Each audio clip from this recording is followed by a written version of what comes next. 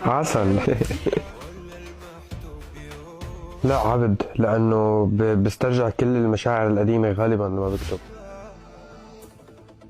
لا هو جملة، أول جملة بالغنية دائما أصعب جملة، لأنه هي اللي بتعطيني الروح اللي بدي كفي عليها كل الغنية الباقية. أول غنية كتبتها مطلقا هي عن أخي عمر الله يرحمه، أعملها صورة لجزء من مشاعري وغنية اسمعها وتبقى معي مدى الحياة، يعني إلي ولعائلتي. ووقتها كانت فكرة إني أكون مغني مش موجودة. بحس لهلا هي أكتر غنية عبرت عني هي تشيل ما في ينتمي للويل، اللي هو سطرين أو ثلاثة، اختصر رحلة لجوئي ل 14 سنة. أول شعور بينطرح بالكلمة ما بيتغير لتنزل، وأحيانا بيكون في كتير وجهات نظر إنه لا هي الكلمة ممكن هيك، ما بحب غير لأنه هيك شعور أي.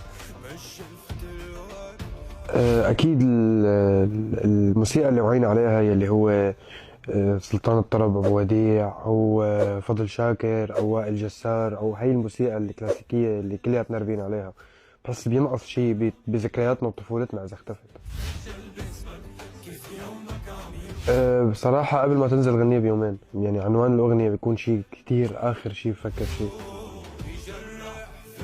صراحة لا، بس تنزل الغنية ما بكون عم بسمعها، لأنه بكون مالل من حالي، يعني بكون مالل من الغنية. استهلكتها كتير أنا بفترة الصناعة، فبكون عم بسمع غنية تانية كرمال إنه عبالي اسمع شيء جديد، لأن أنا بحب اسمع حالي، فمليت من اللي نزلتها، تارك الناس يسمعوا، وعم بعمل شيء جديد مختلف عن اللي عملته. صراحة كتير بتعز علي دكتور، وكتير بحبه، لأنه بعتبر إنه يا ليل يا العين هي صنعت الشامي، ودكتور هي اللي رسخت الشامي كهوية موسيقية. فهي مرحلة كانت انتقالية مهمة بحياتي. فبدي أقول لك شو بني هي الغنية، بعتقد إنه أكتر غنية استمرت معي زمن أنا وعم بسمعها بحياتي، وكل ما بسمعها برجع بنبهر من أول وجديد من إنه شو خطر له يقول له. ما بدي أقول لك شو بني.